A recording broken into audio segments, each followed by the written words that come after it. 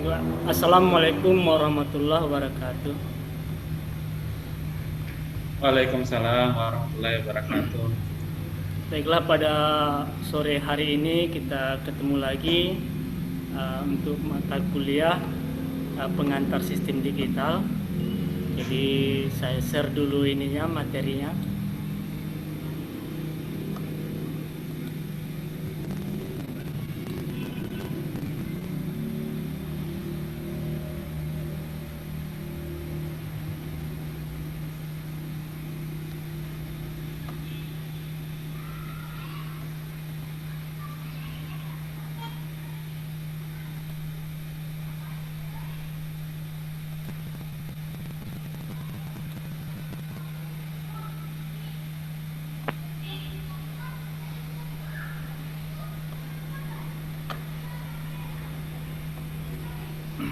Bisa sudah terlihat ya ini ya materinya.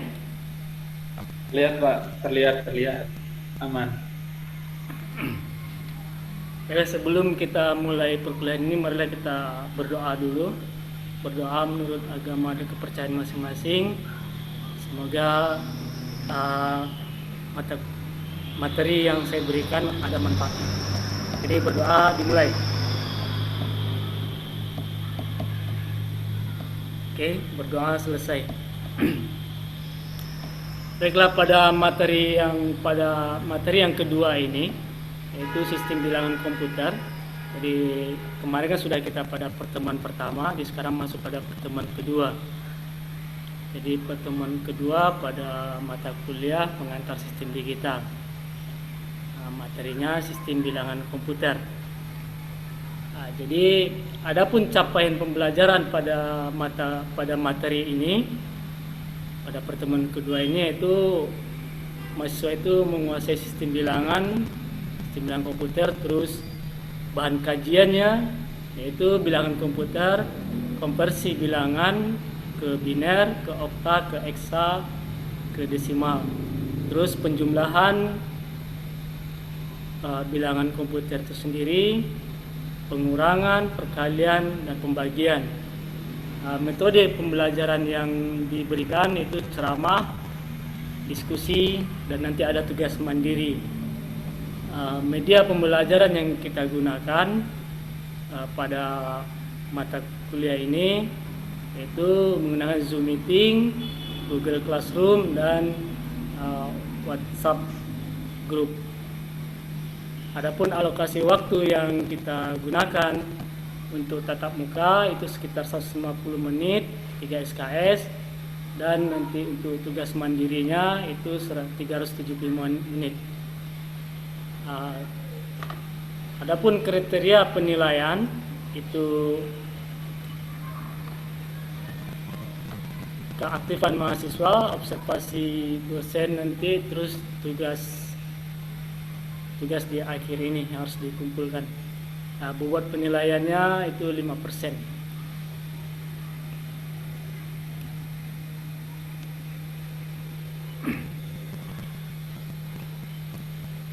Baiklah, sampai di sini ada yang mau ditanyakan sebelum kita masuk pada materi? Kalau tidak ada, kita lanjut. Lanjut Pak, lanjut. Oke, pada adik mahasiswa sekalian, ada sebuah soal yang saya berikan, sangat mudah.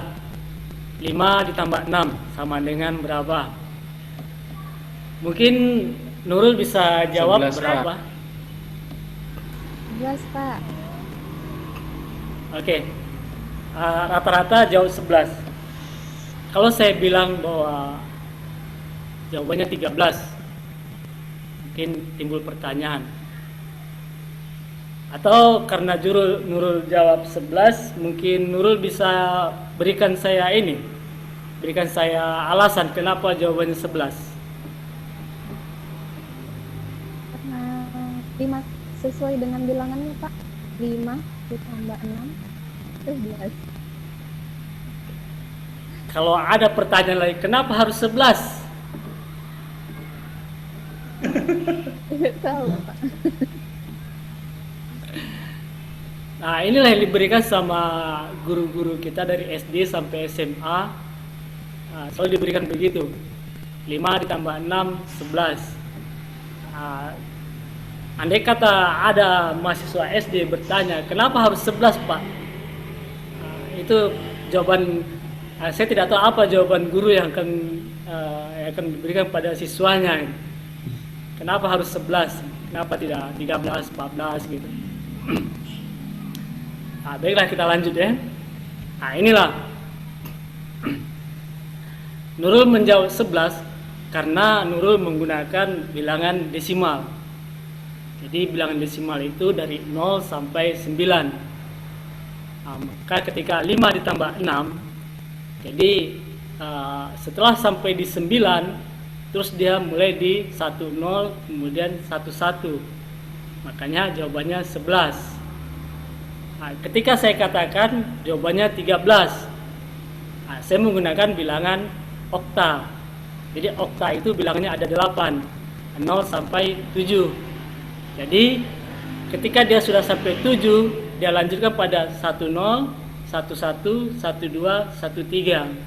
Makanya terakhirnya di 13. Jadi jawaban tidak ada yang salah, jawabannya benar semua. Cuma kita selalu menggunakan kebiasaan menggunakan bilangan desimal. Jadi karena kita familiar sama bilangan desimal, jadi apapun dijumlahkan itu selalu jawabannya desimal. Padahal sistem bilangan itu sendiri ada biner, ada okta, ada desimal, ada heksa. Mungkin dari sini mungkin cukup jelas ya. Kita lanjutkan lagi. Jadi ini Jelas Pak. ini sistem bilangan. Jadi sistem bilangan itu yang familiar kita gunakan itu adalah sistem bilangan desimal.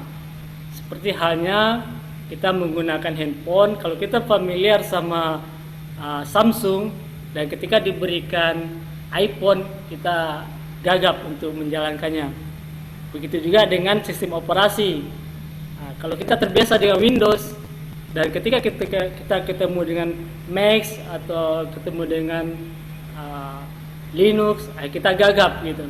Padahal itu macam-macam juga sistem operasinya. Jadi karena familiar itu makanya kita bisa. Seharusnya kita harus familiar dengan semuanya. Jadi sementara di komputer itu sendiri itu dia tidak mengenal yang namanya bilangan biner, tidak mengenal yang namanya bilangan desimal. Dia tidak mengenal bilangan okta ataupun tidak mengenal bilangan heksa. Malah di komputer itu dia hanya mengenal satu bilangan, yaitu bilangan biner 1 dan 0. Dalam elektronika 1, 0 itu diwakilkan sama on dan off gitu. Jadi data yang diberikan atau input yang diberikan itu diterjemahkan oleh komputer menjadi on dan off gitu. Jadi 0, 1 atau 1, 0. Nah, itulah yang bisa diinikan sama komputer logikanya. Terus sistem bilangan itu sendiri ada 4. Itu sistem bilangan biner. Dia disebut dengan basis 2. Itu dimulai dari 01 atau 10. Terus ada bilangan oktal. Bilangan oktal ini biasa diberikan basis 8. Jadi dia dimulai dari 0 berakhir di 7. Jadi jumlahnya jadinya 8. Nah, bilangan biner gitu juga, jumlahnya 2, B itu biasa disebut 2. Jadi dia basis 2, B jadi 2, 0, 1. Jadi dia 2 jumlah bilangannya. Kalau oktal itu 8, 0 sampai 7. Nanti ke bilangan 8-nya dia kembali ke 1, 0. Jadi dia sudah sampai di bilangan 7, terus kembali ke 1, 0. Begitu juga dengan desimal. Desimal dia 0 sampai 9. Ketika dia di bilangan ke berikutnya adalah 1, 0. Tapi biasa kita sebut 10. Sementara dia adalah 1, 0. Terus 1, 1 dan 1, 2 terus selanjutnya sampai nanti di 1, 9 dia kembali lagi ke 20. Nah, terus begitu. Cuma kita biasa nyebutnya 20, 30. Terus bila untuk yang bilangan keempat itu heksadesimal. Heksadesimal ini dia sampai 15. Jadi 0 sampai 9. Terus kalau dia 1, 0 berarti desimal.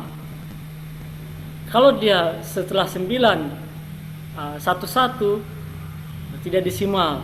Maka untuk mengakalinya, makanya heksadesimal itu setelah 9 adalah A, terus B, C, D, E sampai F. Jadi sampai terakhir F jumlahnya dia 16. Oke, kita lanjut. Ada bilangan biner.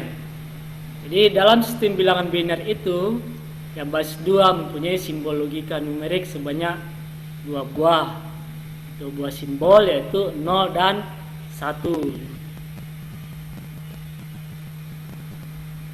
Terus kalau bilangan oktal itu dia disebut basis 8, punya simbol numeriknya sebanyak 82 yaitu 0 sampai 7.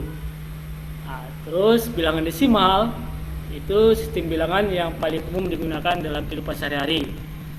Nah, sistem bilangan desimal menggunakan basis 10 itu menggunakan 10 macam simbol bilangan yaitu 0 sampai 9. Bilangan eksa begitu tadi, dia memiliki 16 buah simbol, mulai dari simbol 0 sampai dengan F. Oke, sampai di sini ada pertanyaan, mungkin terlalu cepat atau bagaimana? Baiklah, kalau tidak ada pertanyaan, saya lanjutkan lagi. Ya, silakan. Itu tadi Wahyu, silakan. saya Pak Wahyu, ya, sekedar sangat menarik materi yang disampaikan Pak dan cukup konstruktif juga. Saya mungkin kalau cukup mengembalikan tadi, kenapa sih orang-orang itu lebih menggunakan bilangan desimal? Mungkin ada story-nya apa atau bagaimana itu? Cukup itu Pak. Ya, karena itu sudah familiar, makanya jadi lebih enak menyebutnya desimal itu. Jadi karena familiar. Kalau kita familiar di bilangan oktal, bisa jadi kita pakai oktal gitu. Jadi karena familiarnya tadi, dan kebanyakan kita juga di dunia pendidikan mulai dari SD sampai SMA itu lebih banyak menggunakan bilangan desimal ini. Jadi ya seperti dengan komputer, kalau kita familiar sama Windows, padahal ada yang free sistem operasi seperti Linux, tapi karena familiar sama Windows kita pakai Windows terus. Padahal lebih bagus mungkin pakai Linux. Betul Pak. Oke, saya lanjut ya. Terus ini tabelnya. Ini tabelnya untuk tabel. Jadi kalau desimal itu 0, binernya ada 0, 0, 0 dan oktanya 0, heksadesimalnya 0. Jadi dia 0 semua. Jadi biner ini biasa dikelompokkan dari 4. 4 bisa juga 3, bisa 8, nanti tergantung ininya. Cuma bagaimanapun dia tetap 0. Jadi kalaupun dia 0-nya sampai 10, 0 juga namanya. Angka 1 begitu juga. 1 di biner itu 0, 0, 1, terus di okta 1 dan di heksa 1. Jadi kenapa 0, 0, 1? Karena 0 di depan angka itu tidak ada gunanya, kecuali kalau 0 di belakang angka. Misalnya 01 itu sama dengan 1. Tapi kalau 10 sudah beda lagi artinya. 10 berarti 10. Nah, itu. Jadi makanya 001. Jadinya 1. di angka kedua itu di biner berubah jadi 0010. Nah, kenapa dia 10? Karena dia sudah mencapai angka tertinggi di 1. Jadi setelah angka 1 dia kembali ke 10. Sama dengan nanti di desimal, ketika dia sudah sampai di angka 9 dia kembali ke 10. Jadi titik tertingginya di 9, selanjutnya nanti di 10. Di oktal begitu juga. Jadi ketika dia sudah mencapai titik tertinggi di angka 7, nanti dia akan pengulangan di 10. Nah, di eksa begitu juga. Setelah dia sampai di F, titik tertingginya nanti dia pengulangan lagi di 10. Jadi 10 di F, 10 terus 11 sampai dengan 1F. Nah, begitu terus selanjutnya. Jadi biner ini ketika angka 2 dia mencapai titik tertinggi di 1. Jadi dia lanjut di 10. 10 itu berarti adalah angka 2. Kalau angka 3 berarti 11. Nah, dia mencapai titik tertinggi 11. Di angka 4 nanti dia akan mencapai titik tertinggi lagi. Maka dikembali ke 100. Nah, begitulah biner angka di biner gitu. Oke, lanjut. Nah, kita lanjut pada konversi. Ini kita mengkonversi dari desimal ke biner. Mengkonversinya nanti bisa kalian lihat sendiri. Ini pelajaran SMA. Terus ini contohnya, contoh untuk mengkonversi. Kalian nanti bisa latihan untuk cara mengkonversinya. Caranya sama dengan yang di depan tadi. Jadi mengkonversi bilangan dari desimal ke biner itu dia dibagi 2. Jadi kalau desimalnya 77 dibagi 2 terus bagi 2, sisa pembagian itulah yang menjadi angka binernya gitu. Sampai nanti di sisa terakhir jadi diambil dari 100 dari bawah ke atas, bukan dari atas ke bawah. Nah, itu yang membedakannya. Jadi dia dari bawah ke atas, bukan dari atas ke bawah. Oke, lanjut. Begini juga dengan contoh 98 dibinerkan. Maka ketika sampai di posisi terakhir 3 dibagi 2 sisa 1, itu nanti penyebutan angkanya mulai dari bawah ke atas. Jadi bukan dari atas ke bawah, karena nanti beda hasilnya. Nah, terus ini desimal ke oktal. Desimal ke oktal itu dari misalnya 77 desimal di konversi ke oktal, maka dia dibagi 8 karena jumlah oktal itu 8, maka dia dibagi 8. Jadi sisa dari pembagian itu menjadi jadi hurufnya. Misalnya 77 dibagi 8 hasilnya 9. 9 ini sisanya 5. Jadi 7 dikali 8 72 ditambah 5 77. Jadi sisanya menjadi bilangannya. Terus sisanya 9 dibagi 8 sama dengan 1. 1 ini menjadi sisanya. Jadi sisanya 115. Jadi dia dari bawah ke atas. Jadi 77 dikonversi ke oktal menjadi angka 115. Oke, next. Terus ini desimal ke eksa begitu juga. Kalau desimal ke eksa dia dibagi 16. Sisanya itu ininya. Jadi kalau 77 dibagi 16 itu dapatnya 4. Sisanya 13. Jadi 13 ini sama dengan D. Jadi kalau 13 dikali dengan 13 dikali dengan 4 dikali 16 nanti ditambah 13 hasilnya 77. Dia hasilnya 4D.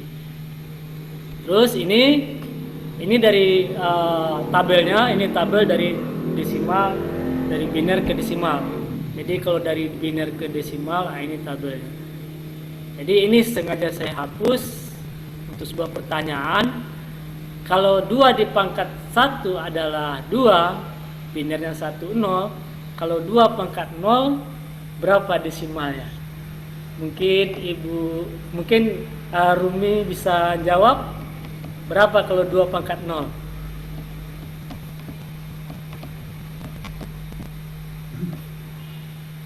Atau Nurul bisa jawab berapa 2 pangkat 0? Ini kan pelajaran SMA toh? Ya.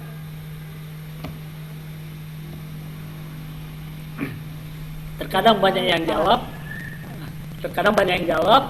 2 pangkat 0 itu 0. Padahal tidak. 2 pangkat 0 adalah 1.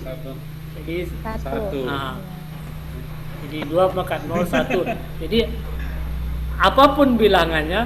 Jadi karena pertanyaan kalau 4 pangkat 0 itu berapa? 2, Pak. Nurul bisa jawab. 2 Dua. 4 pangkat 0. 2. Jadi apapun bilangannya, berapapun Oh. bilangannya, ketika dia dipangkatkan dengan 0 hasilnya adalah 1. Oh, Biar bisa. 10 pangkat 0 dia 1.